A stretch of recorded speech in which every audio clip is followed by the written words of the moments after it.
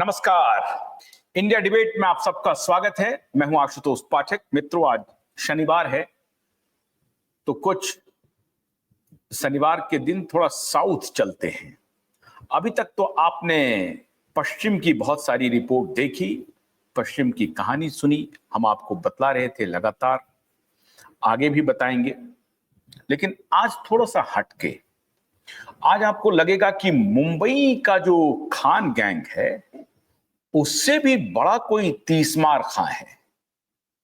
और मुंबई के तो खान ब्रदर्स में थोड़ी बहुत सलाहियत बची है, डर से या आप कह सकते हैं कि उनको लगता है कि हिंदी मूवी चलनी है तो हिंदी का जो सोच है, हिंदी का जो विचार है, हिंदी, हिंदू, हिंदुस्तान, इसका जो विचार है इसको वो त्यागने की स्थिति में नहीं रहते हैं, तो मजबूरन उस आवरण को ओढ़े रहते हैं। लेकिन आमिर खान साहब को बड़ी टक्कर मिल रही है आजकल साउथ इंडिया के एक मशहूर स्टार से। जो टाइटल है उसे देख करके आप समझ गए होंगे कि मैं किस व्यक्ति की बात कर रहा हूं। आजकल वो पानी पी पी करके नरेंद्र मोदी को गाली दे रहे हैं, नरेंद्र मोदी को कोस रहे हैं, नरेंद्र मोदी को बुरा भला कह रहे हैं, नरेंद्र मोदी को कह रहे हैं कि डिक्टेटर हैं, तानाशाह हैं। और हमारी डेमोक्रेसी में तानाशाह का कोई रोल नहीं है। बड़ी अच्छी बात है, अच्छी अच्छी बातें ये जनाब कह रहे हैं। ये जनाब हैं साउथ फिल्म इंडस्ट्री के जाने माने कलाकार, और जिनको चेहरे को देख करके आपको लगेगा कि ये ऐसा कैसे सोच सकते हैं, इनकी राय इस प्रकार की कैसे है। आज मैं इनका नकाब उतारूंगा और उससे ये अंदाजा हो जाएगा कि चाहे वो फिल्म इंडस्ट्री हो, कला की दुनिया हो, इन लोगों की सोच एक जैसी है। शोषण करने का, एक खास वर्ग के लोगों को शोषण करो और बहुत ही फाइन तरीके से, सभ्य तरीके से उसका शोषण करके निकल जाओ। ये माननीय हैं कमल हासन साहब। दामिनी से लेकर के पता नहीं कितनी ऐसी मूवी आपने देखी होगी श्रीदेवी के साथ, और प्रेम रोग, बड़े चर्चित मूवी थे इनके। अब इन सारे मूवीज के दर्शकों के चहेते, न सिर्फ साउथ इंडियन दर्शकों के बल्कि नॉर्थ, पश्चिम, पूरब, उत्तर, हर जगह पूरे भारत के दर्शकों का इन्हें बेशुमार प्यार मिला। और बेशुमार प्यार के बदले में ये सज्जन क्या दे रहे हैं भारत को, आज मैं इनके चेहरे से नकाब उतारूंगा। नरेंद्र मोदी की आलोचना करने में कोई बुरी बात नहीं है, आप करिए। आलोचना क्यों कर रहे हैं? क्योंकि ये जनाब जब फिल्मों से इनका मन भर गया, फिल्मों में बहुत सारे पैसे कमा लिए, फिल्मों में नाम कमा लिया, और फिल्मों में शोषण करने का, महिलाओं को शोषण करने का जब इनका मन भर गया, महिलाओं से भी, तब इन्होंने सोचा अब एक ही रास्ता बचा है जिसका मैंने शोषण नहीं किया है, दोहन नहीं किया है, और वो रास्ता था पॉलिटिक्स का। और उस पॉलिटिक्स के माध्यम से जो दिल्ली में सबसे बड़ी पंचायत है ना, उसमें उच्च और निम्न सदन दोनों का, उच्च सदन राज्यसभा और निम्न सदन लोकसभा, इस दोनों का भी दोहन किया जाए, इन्होंने मन बनाया। और 2018 में जब फिल्मों से मन भर गया, फिल्मों में महिलाओं के शोषण से मन भर गया, पैसा कमाने से पैसे बहुत आ गए, नाम हो गया, इज्जत हो गया, तो लगा कि अब राजनीति करनी चाहिए। तो जनाब 2018 में एक पार्टी का श्री गणेश किया। पार्टी का नाम है मक्कल निधि मय्यम, तमिल में मक्कल निधि मय्यम। इसका मतलब होता है जस्टिस पाने का केंद्र। A place where you can find justice, a place of justice. तो इनकी पार्टी का यह नाम रहा मक्कल निधि मय्यम, वो जगह जहां न्याय मिल सकता। कमाल की बात है, पूरी दुनिया में मैं ये देख रहा हूं कि जो व्यक्ति सबसे ज्यादा जो कुकर्म करता है उसी के बारे में सबसे ज्यादा प्रचार करता है। ये व्यक्ति स्वयं अन्याय करता रहा है और अन्याय के मैं आज सारे किस्से आपको सुनाऊंगा। ये व्यक्ति लगातार अन्याय करता रहा, अपने एक अच्छे चेहरे के पीछे एक नकाब लगाया जिसमें इनका खूबसूरत चेहरा था, और उस खूबसूरत चेहरे के पीछे जो इनका कुकर्म था वो साउथ इंडिया की 3 महिलाएं चीख चीख कर बोल रही हैं। उसके बारे में अभी मैं आता हूं। तो ये जनाब जो पार्टी बनाई जस्टिस पाने का केंद्र मक्कल निधि मय्यम, मक्कल निधि मय्यम के सहारे राजनीति में प्रवेश किया, लेकिन जनता ने ऐसा आईना दिखाया कि ये मुंह देखने लायक नहीं रहे उस आईना में। ये स्वयं भी चुनाव हार गए। किसका साहब? मेंबर ऑफ पार्लियामेंट का नहीं, विधायकी का चुनाव हार गए। ये member of legislative assembly MLA का भी ये चुनाव हार गए। एमएलए और एमपी की बात मैं क्यों कह रहा हूं? एमपी को के चुनाव को जीतने के लिए आपको बड़ा कॉन्स्टिट्यूएंसी को जीतना पड़ता है। उसमें कम से कम 5-6 विधानसभा तो होती ही होती है। मतलब 6 विधानसभाओं में अगर आप 4 विधानसभा में जीत जाएं और 2 में हार भी जाएं तो भी आपकी जीत लगभग हो जाती है। 3-3 भी अगर आप जीतते हैं लेकिन 3 में जीत का मार्जिन अगर अधिक है तो भी जीतते हैं। अब महाराष्ट्र में एक जगह है जहां की 5 विधानसभा में एक व्यक्ति जीत रहा है, लेकिन एक विधानसभा में वो इतने वोट से हार गया कि पूरा लोकसभा का कॉन्स्टिट्यूएंसी हार गया। ये लास्ट टू लास्ट चुनाव में 2019 में हुआ था। और वो क्या था? ये जो 5 विधानसभा सीटें थी वो हिंदू बहुल सीटें थी, और एक विधानसभा सीट जो उस लोकसभा क्षेत्र में था वो मुस्लिम बहुल क्षेत्र था। और जैसे ही वो सज्जन मुस्लिम बहुल क्षेत्र में पहुंचते हैं काउंटिंग में, तो मुस्लिम बहुल क्षेत्र में इतना वोट परसेंटेज उनके अपोनेंट को मिलता है कि 5 विधानसभा के लीड के बाद भी वो व्यक्ति लोकसभा का चुनाव हार जाता है। अब ये तो खैर हमारे डेमोक्रेसी का लूप होल्स है, इस पर अलग से चर्चा करेंगे। अभी जो न्याय जहां पाया जाता है उस पार्टी के सर्वे सर्वा माननीय कमल हासन जी 2018 में विधायकी का चुनाव हार जाते हैं। ये इनका पॉलिटिकल वेंचर का मेगा फ्लॉप था। अब आप सोचिए 2018 में देश के एक शख्स ने, देश के प्रधानमंत्री ने, नरेंद्र मोदी ने इस व्यक्ति को स्वच्छता मिशन के बहुत सारे ब्रांड एम्बेसडर नरेंद्र मोदी जी ने बनाए थे। आपको मालूम होगा शशि थरूर भी थे साउथ इंडिया से। कमल हसन साहब को उन्होंने स्वच्छता मिशन का एम्बेसडर बनाया, ब्रांड एम्बेसडर बनाया। N number of brand ambassador बने स्वच्छता मिशन में। सचिन तेंदुलकर भी बने, शशि थरूर भी बने, अक्षय कुमार भी बने, बहुत सारे फिल्म स्टार बने, अमिताभ बच्चन बने।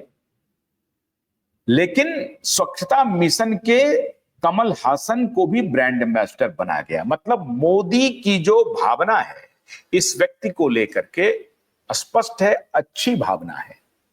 लेकिन उसी मोदी को जब ये पॉलिटिकल राइवल हो गए तो उसी मोदी को ये कहने लगे कि मोदी एक डिक्टेटर है और भारत में डिक्टेटरशिप लाना चाहता है और फासिज्म को प्रमोट कर रहा है।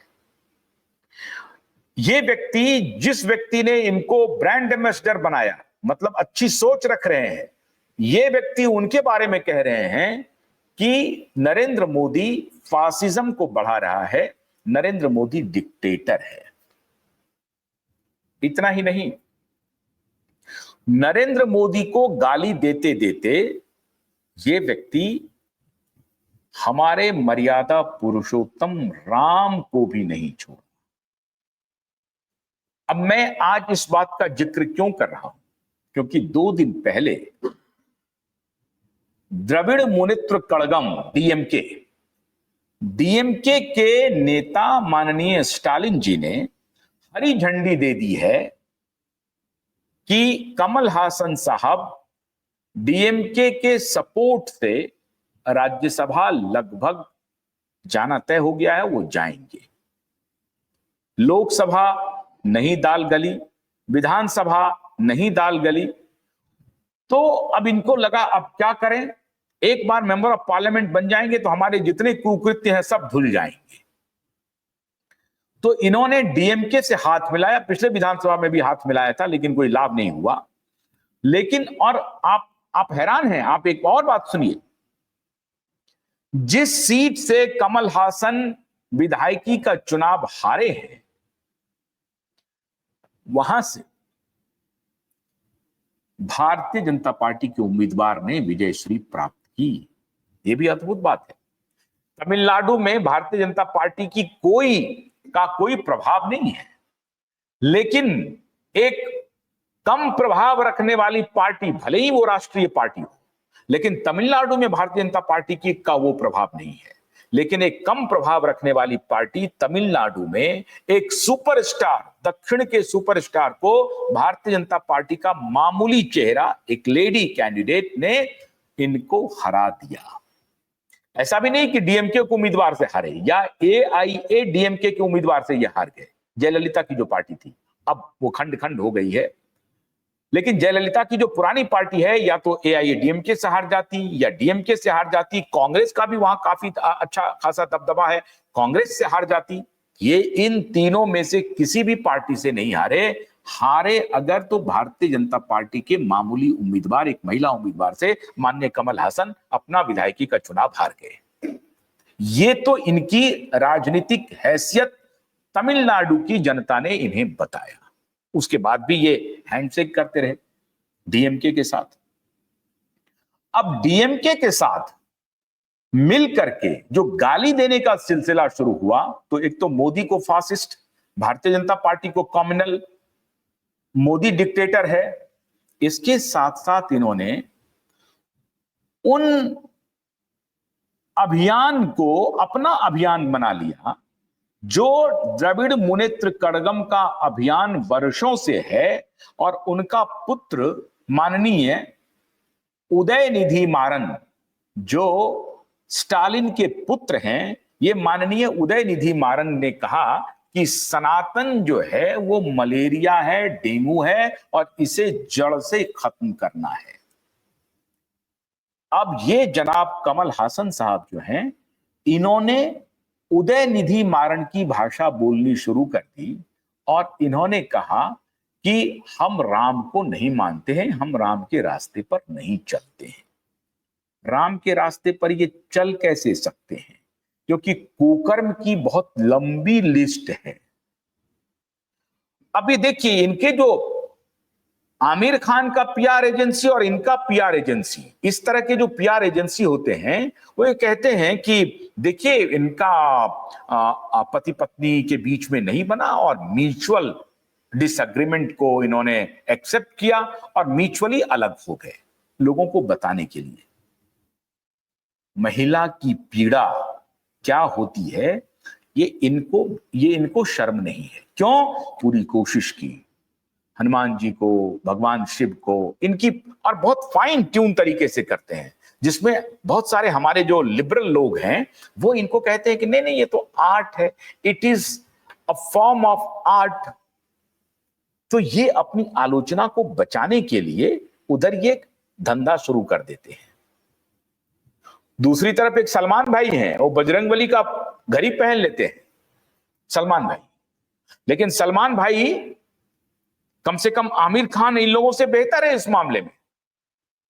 वो गणेश जी की पूजा करते हैं, जाते हैं, खुलेआम जाते हैं। शाहरुख खान भी बेहतर है, डर से ही सही फिल्म चलेगी क्योंकि हिंदू दर्शक हैं, डर से ही सही वो करते हैं।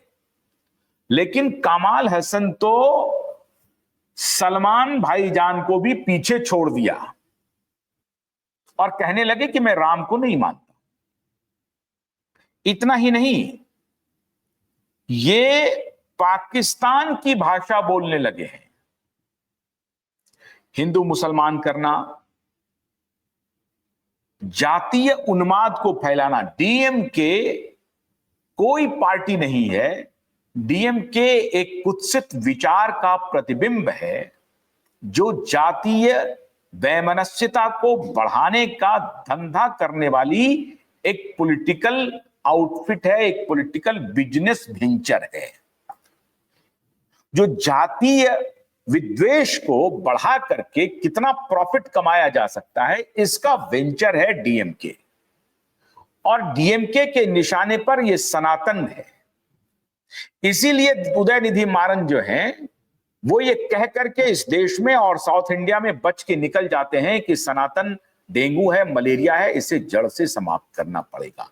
ये निर्बुद्धि को, इस निर्बुद्धि को, जिनको विवेक नहीं है, पढ़ाई लिखाई नहीं है, ज्ञान नहीं है, ये सनातन को जानते नहीं है, समझते नहीं है, न जाति को समझते हैं, इस तरह के नेता देश के हर कोने में है जो जातीय उन्माद, जो जात के बारे में जानते नहीं है, जातीय उन्माद को अपनी अज्ञानता के कारण बढ़ा करके अपना पॉलिटिकल डिविडेंड कमा रहे हैं।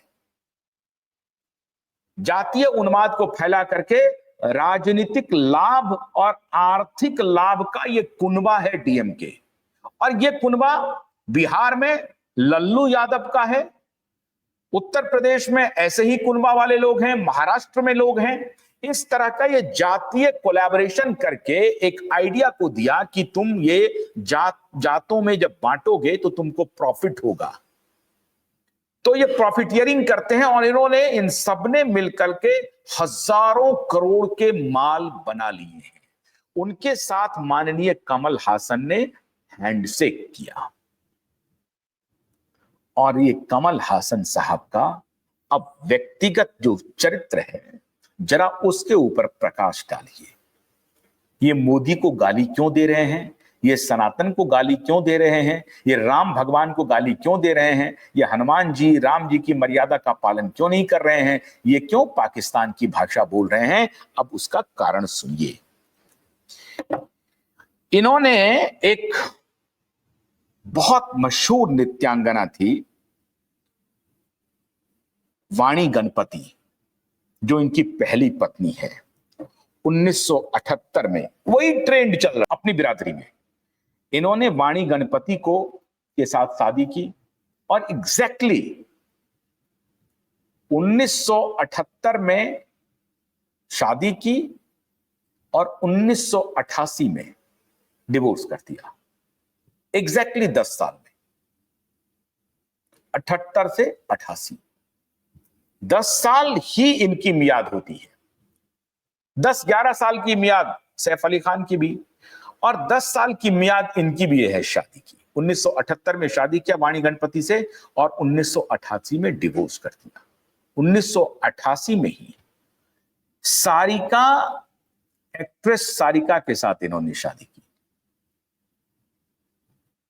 और इधर ये वाणी गणपति से शादी किए हुए थे और इधर बीच में सारिका को डेट करना शुरू कर दिए।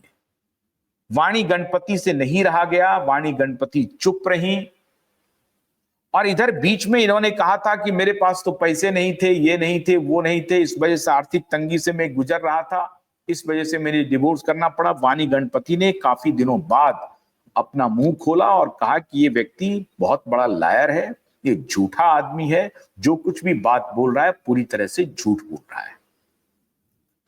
लेकिन शुरू में बहुत दिनों तक वाणी गणपति ने अपने आप को चुप रखा, बिल्कुल मौन रही, उन्होंने कोई प्रतिक्रिया नहीं दी अपने डिवोर्स के ऊपर, क्योंकि उनको लग रहा था कि मैं अगर कुछ भी बोलूंगी तो ये इसका संदेश अच्छा नहीं जाएगा और उनके सेहत के लिए भी अच्छा नहीं है, मेरे सेहत के लिए भी अच्छा नहीं है। पब्लिक सेहत की मैं बात कह रहा हूं, सार्वजनिक जीवन के लिए। तो उन्होंने कोई टिप्पणी नहीं की थी डिवोर्स के काफी दिनों तक। लेकिन जब बाद में इन्होंने अपना कुछ कुछ झूठ बोलना इधर उधर शुरू किया, तब वाणी गणपति ने मुंह खोला और कहा कि ये व्यक्ति पल्ले दर्जे का, अव्वल दर्जे का ये लायर है, ये झूठा आदमी है, झूठ बोल रहा है। उधर वाणी गणपति से शादी, इधर डेटिंग चल रही थी सारिका से।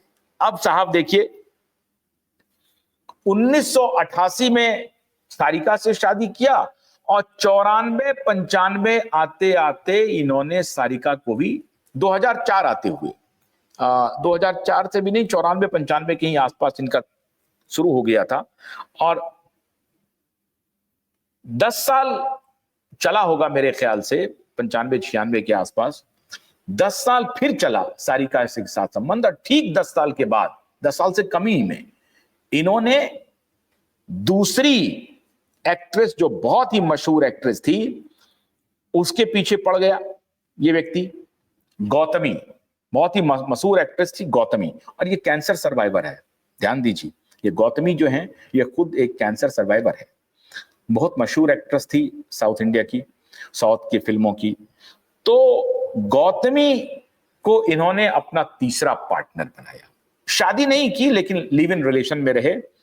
सारिका से इनको 2 बेटी है, एक श्रुति हसन आपको मालूम है बहुत है, और एक और लड़की है इनको। सारिका जो दूसरी पत्नी है उनसे इनको 2 बेटियां हैं। सारिका से भी शादी खत्म हो गई। उसके बाद ये जो तीसरी पत्नी थी उनके साथ इन्होंने, गौतमी के साथ इन्होंने शादी की। और गौतमी ने अभी कुछ दिन पहले उनका बयान देखिए। सारिका ने कुछ भी नहीं कहा, वाणी गणपति ने तो बहुत दिन तक चुप रखा खुद को, और जब ये अनाप शनाप कहीं कुछ कुछ बोल रहा था ये शख्स, तो वाणी गणपति ने फिर आकर के मुंह खोला कि ये जो सामने में जिस व्यक्ति का आप चेहरा देख रहे हैं इतना सौम्य। अब मैं कई बार हैरान हो जाता हूं, ओसामा बिन लादेन का अगर आप तस्वीर देखेंगे तो आपको लगेगा कि इससे बड़ा सन्यासी, इससे बड़ा शालीन, इससे बड़ा गुरु कोई हो नहीं सकता उनके चेहरे को अगर आप देखेंगे। लेकिन ओसामा बिन लादेन इतना क्रूएल हो सकता है, इतना बड़ा क्रिमिनल हो सकता है, इतना खून का प्यासा हो सकता है कि अमेरिका को ही नेस्त नाबूद कर दो, कुछ भी कर दो। तो चेहरे पर मत जाइए। ये एरिस्टोटल वाली बात हो गई कि वो चेहरा अगर बहुत अगली फेस का व्यक्ति है तो वो बुरा होगा, हमेशा ऐसा नहीं होता है। अच्छे चेहरे वाले भी संग दिल होते हैं। संग का यहां मतलब है छोटे दिल वाले, और घटिया होते हैं, बहुत ही घटिया होते हैं अच्छी सूरत वाले भी। तो ये अच्छी सूरत वाले व्यक्ति का जो घटियापन है, इसको उनकी पहली पत्नी वाणी गणपति ही एक्सपोज कर रही है। दूसरी पत्नी सारिका ने बहुत कुछ नहीं बोला, लेकिन जो तीसरी सो कॉल्ड पत्नी रही, पत्नी जैसी रही, गौतमी जी ने जब अपना फाइनल पार्टीशन अनाउंस किया कि मैं अब इनके साथ नहीं हूं और मैं इनका साथ छोड़ रही हूं, तो गौतमी ने जो बयान दिया वो मित्रों चौंकाने वाले हैं। गौतमी ने कहा कि मेरे जीवन का सबसे घटिया निर्णय था इस व्यक्ति के साथ जीवन निभाने के बारे में सोचना, और मेरे जीवन में ये सबसे बड़ी भूल हुई मुझसे, मेरी सबसे बड़ी गलती थी। मैं उस गलती को अब दुरुस्त कर रही हूं। नहीं मालूम कि अब मेरी आगे की जिंदगी कैसी होगी। अब गौतमी ने इनका साथ छोड़ा कैसे, वो भी बड़ा दिलचस्प है। श्रुति हसन और गौतमी के बीच में तकरार हुआ। श्रुति हसन कौन है? सारिका की पुत्री और कामल हसन की पुत्री। श्रुति हसन और गौतमी के बीच में एक फिल्म के ड्रेस को लेकर के तकरार हुआ, और वो बात फिर इतनी एस्केलेट कर गई, आगे बढ़ गई कि आखिर में कमल हसन और गौतमी को एक प्रकार से, आप इसे कहते हैं तलाक, हालांकि वो अधिकृत शादी नहीं है, तो उनको डिवोर्स लेना पड़ गया, अलग हो जाना पड़ा। अब कहते हैं कि श्रुति हसन जो है, उनका रोल था, उनकी भूमिका थी, क्योंकि श्रुति इस बात को पचा नहीं पा रही थी कि मेरे पापा किसी दूसरी महिला, गैर औरत के साथ रहे। लेकिन तो वाणी गणपति के साथ क्या हुआ था? जब इनकी मम्मी ने इनको वाणी गणपति से दूर किया था, तो श्रुति हसन को तो इसका कोई इस बारे में कुछ नहीं बोलती है श्रुति हसन। लेकिन श्रुति हसन गौतमी को अपना दुश्मन मानती है, अब वाणी गणपति को नहीं मानती है। वाणी गणपति को धोखा दे करके इस व्यक्ति ने शादी की सारिका से, और फिर सारिका को धोखा दे करके गौतमी से शादी की। शादी नहीं की, लिव इन रिलेशन में रहा, और फिर गौतमी को भी धोखा देना शुरू किया। अब तो खैर उम्र हो गई है, हालांकि इस उम्र में भी ये तलाश कर रहे होंगे चौथी ऑफिशियल की, होगी तो बहुत ज्यादा, लेकिन 3 तो घोषित हो गई, 4 भी होगी, क्योंकि ये जो धर्म के अनुसार अपनी 4 बीवी पूरा करने का जो लक्ष्य है उसे पूरा कर रहे होंगे, ये कर भी लिए होंगे। 3 का पता चल गया हमें, चौथे का पता नहीं है, इनको मालूम होगा। हो सकता है आने वाले दिनों में जब राज्यसभा की ये सांसद बन जाएंगे कुछ दिनों में, उसके बाद कर लेंगे माननीय शशि थरूर के तर्ज पे। तो माननीय कमल हासन साहब अब चौथी पत्नी की तलाश में हैं और इधर राज्यसभा का बर्थ चाह रहे हैं। ऐसा है हमारा समाज। इस तरह के व्यक्ति को हम लोग अपने माथे पर बिठाते हैं, हम कोई तहकीकात नहीं करते हैं। एक्टिंग बहुत अच्छी है, तारीफ होनी चाहिए, लेकिन सिर्फ एक्टिंग के बल पर ये हर तरह का कुकर्म करता चला जाए और आप बर्दाश्त कर लें। ऐसे लोगों को एक्सपोज करने का वक्त आ गया है और चुन चुन करके ऐसे लोगों को एक्सपोज कीजिए। ये मामला ये नहीं कि सिर्फ ये मोदी को गाली दे रहे हैं, सनातन को गाली दे रहे हैं। फॉर देयर शियर ग्रीड, ये कुछ भी करने के लिए ऐसे लोग तैयार रहते हैं। अपने स्वार्थ के लिए, अपने प्रॉफिट के लिए, सिर्फ अपना अपना अपना, यही नशा में ये लोग खोए रहते हैं कि मुझे क्या मिला, मुझे लड़की कितनी मिल गई, मुझे पैसा कितना मिल गया, मुझे पद कितना मिल गया। इस प्रकार के व्यक्ति हैं और बदले में आप इनको क्यों माफ कर देते हैं? क्योंकि इनकी एक्टिंग बड़ी अच्छी है। बस एक्टिंग के बल पे आप इनके सारे खून माफ कर देते हैं। तो राजनीति में ऐसे चरित्रहीन व्यक्ति को अगर आप जगह देंगे, जो कि आप संसद पहुंचेंगे, एक निहायत ही डिस्प्यूटेड चरित्रहीन पॉलिटिकल पार्टी के साथ अलायंस करके, जो पॉलिटिकल पार्टी का ऑफिशियल वर्जन है कि सनातन को नेस्तनाबूद करना है, सनातन को डेंगू मलेरिया की तरह जड़ से खत्म करना है, उस पॉलिटिकल पार्टी के साथ ये व्यक्ति हाथ मिला करके भारत की संसद में पहुंचेगा और कानून बनाने में अपनी भूमिका अदा करेगा। धिक्कार है। और फिर सब लोग मौन होकर के कमल हासन है, कमल हासन है, इनकी इस एक्टिंग को सामने में रखिए और इनके सारे कुकर्म को भूल जाइए। तो ये टॉलीवुड की भी वही हालत है जो बॉलीवुड की है। तो ऐसे गटरवुड, वो हमारे एसएसआर वॉरियर कहते हैं, ये बॉलीवुड, ये टॉलीवुड, टॉलीवुड का अभी तक तो था, लेकिन ये सारे गटरवुड है। जितनी गंदगी का सिंबल ये लोग हैं समाज में, और ये हमारे आइकॉन हैं, ये हमारे हीरोज हैं। आज से इन सारे हीरोज को हीरो मानना बंद कीजिए। ये हीरो नहीं है, ये नायक नहीं है, ये पूरी तरह से खलनायक है। इन्हें खलनायक मानिए। न इनका व्यक्तिगत आचरण वैसा है, न चरित्र के ये ठीक हैं, और ना ही इनके पास कोई बहुत बड़ा दर्शन है जो समाज को देने वाले हैं। और जब इतने अपॉर्चुनिस्ट हैं कि जो व्यक्ति इन्हें ब्रांड एम्बेसडर बना रहा है, उनको ये कह रहे हैं कि ये फासिस्ट है और ये डिक्टेटर है, और वो व्यक्ति इन्हें ब्रांड एम्बेसडर बना रहा है स्वच्छता अभियान का। ये है इस कमल हासन का ये गिव बैक। मोदी अच्छा सोचते हैं, अच्छा सम्मान देते हैं, और ये मोदी को अपमानित करते हैं, ये मोदी को गाली देते हैं, ये सनातन को गाली देते हैं, ये देश को गाली दे रहे हैं। जैसे डीएमके के लोग कह रहे हैं कि सनातन को ही खत्म करना है। सनातन को खत्म करने का मतलब है कि भारतीय वांग्मय को खत्म कर देना, भारत के मन मस्तिष्क को तबाह कर देना, भारत के विचार को तबाह कर देना। ये आइडिया ऑफ इंडिया नहीं, आइडिया ऑफ भारत है। ये आइडिया ऑफ भारत को तबाह कर देना, उस भारत को तबाह कर देना जिस भारत का एक छोर अफगानिस्तान के आगे, हिंदू कुश के आगे, और इधर मलेशिया इंडोनेशिया तक है। उस भारत को यह तबाह करना चाहता है। जिस भारत भूमि का विस्तार श्रीलंका तक है और इधर हिमालय तक, उस भारत को, उस सनातन को यह व्यक्ति तबाह करना चाहता है।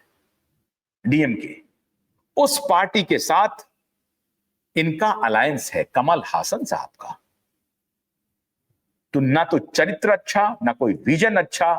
दुर्भाग्य यह है कि वो व्यक्ति भारतीय संसद की शोभा बढ़ाने वाला है।